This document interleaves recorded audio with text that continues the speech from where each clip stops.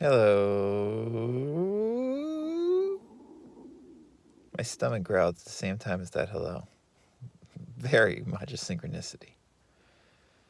So today, I've written down a couple notes for this car video. Always a dubious sign when that happens. For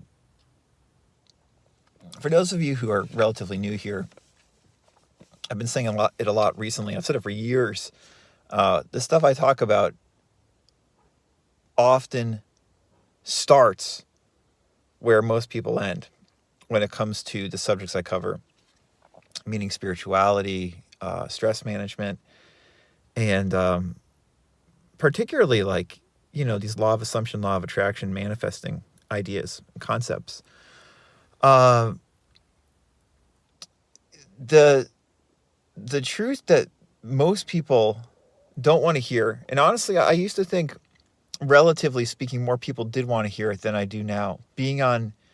Having this channel the last couple of years and having a podcast, interacting with more people on social media have made me realize how relatively small a percentage of people actually do want to hear this stuff. The truth.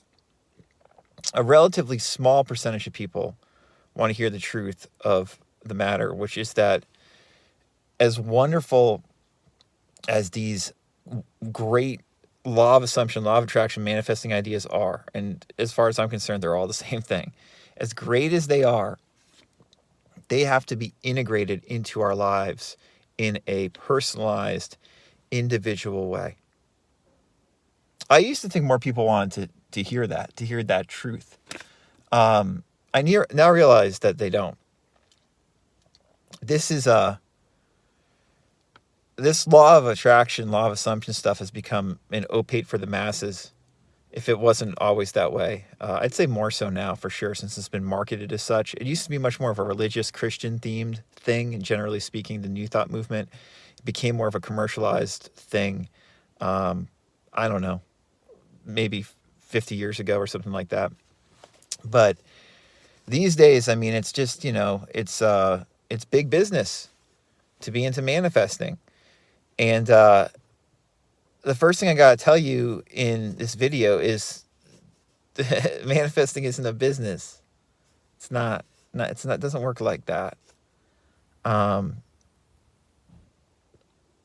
these ideas are not the kind of thing where a certain method or technique is going to solve all your problems forever.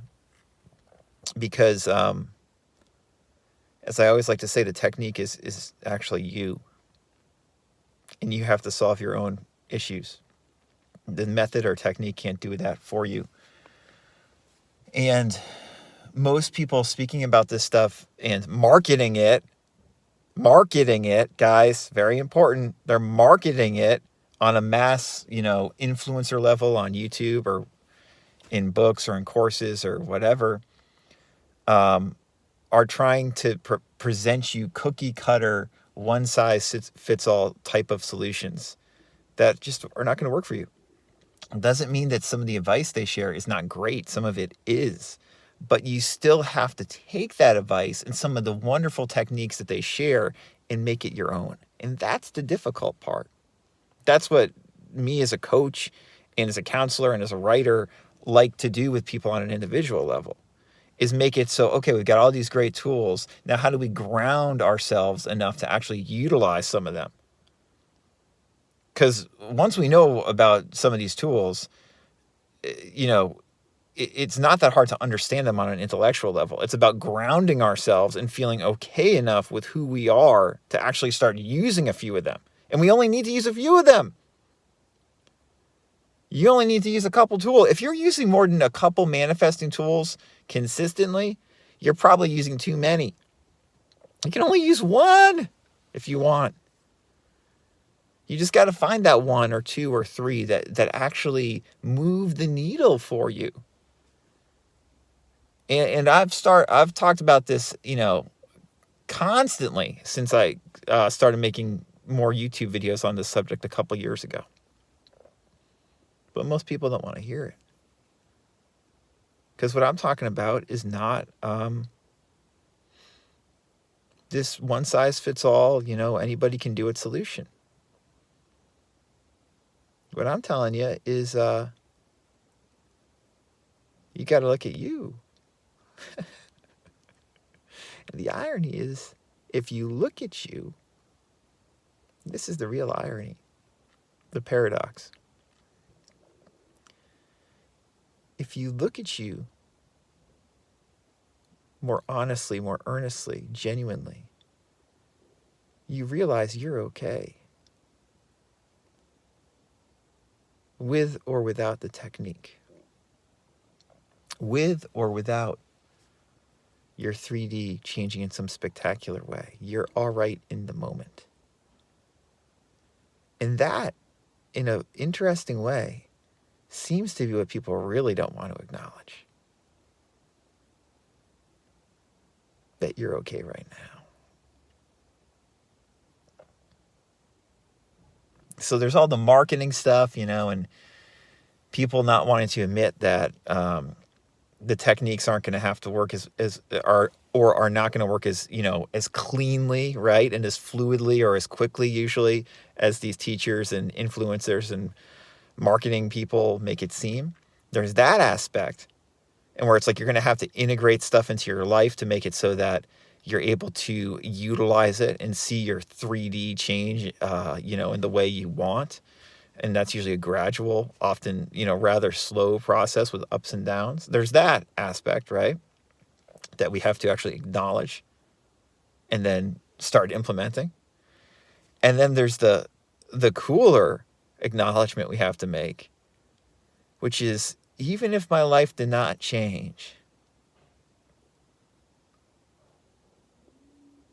I'm okay right now. I'm okay right now. And that's what I really like to talk to people about. And when I talk to people about that, everybody runs away.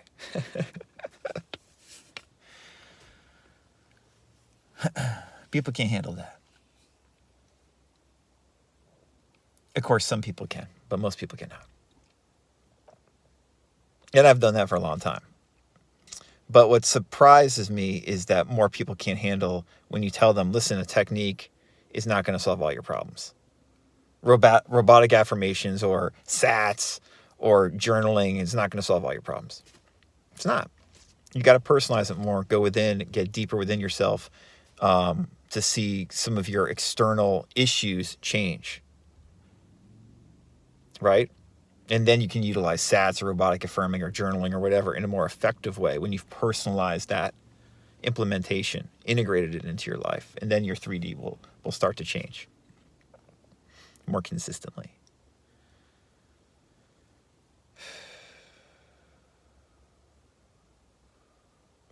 If you found this channel, there's a good chance you understand what I'm saying here, at least a little bit. When I say everything's okay, I don't know how many of you understand that, but I know some of you do.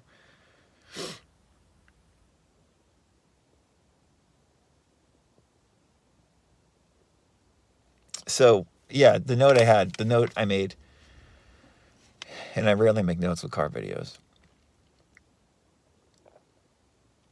it's just that saying that your imagination, which obviously is a huge buzzword in the law of assumption space, this law of attraction space in general, but especially the law of assumption space because of how Neville utilized that term. Your imagination is not a technique. Not a technique. It's too fast. It's too elusive. It's too, you could say, omnipresent to simply be a technique. Techniques like affirming or conscious autosuggestion, as Coué described it, basically the same thing. But techniques like affirming or visualizing, like SATs, the way Neville described it, or techniques like journaling or scripting, as many teachers describe it, and even techniques like feeling the feelings, like when I talk about doing internal family systems work or the letting go process of David Hawkins. Even that, those are all techniques. And your imagination is not a technique. Your imagination is the canvas of everything.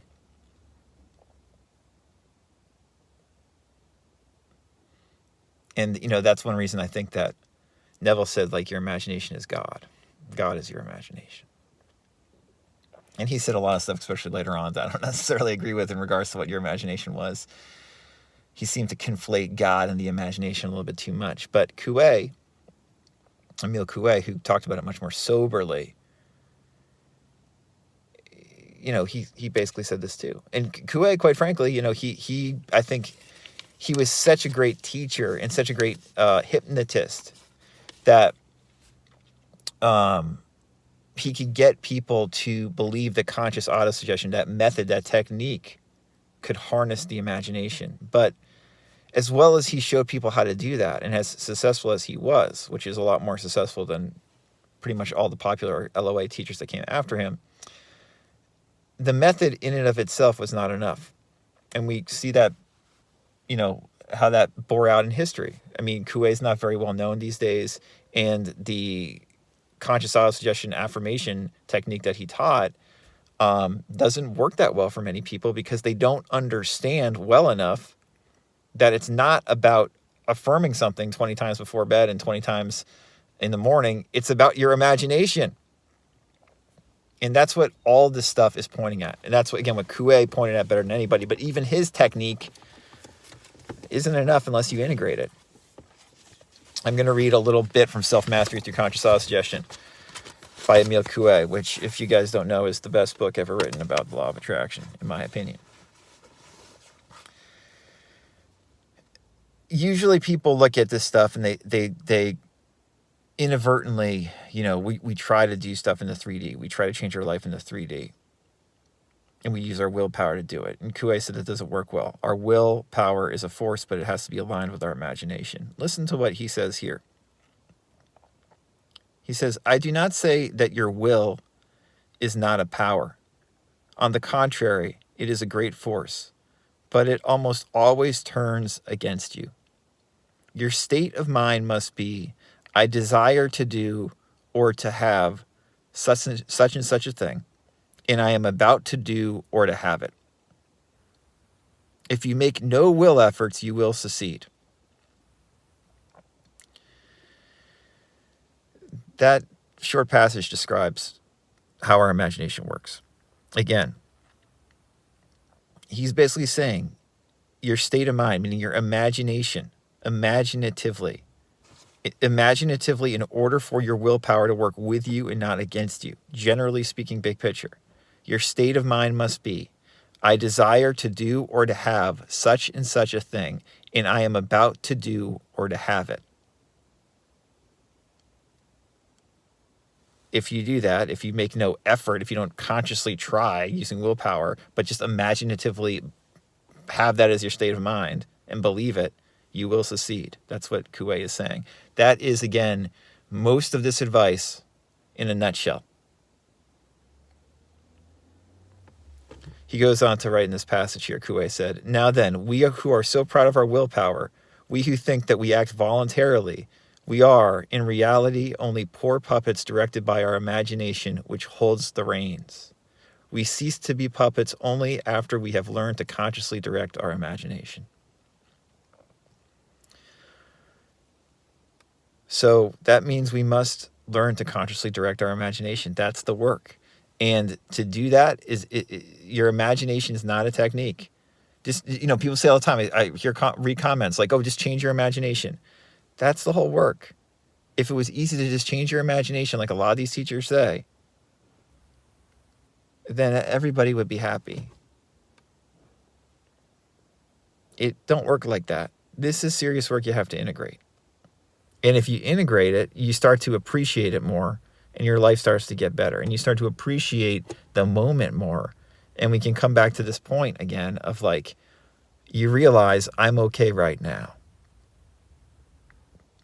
And you also realize I have more of a say over what's occurring in my external reality right now by being more at peace with my imagination, with my mind.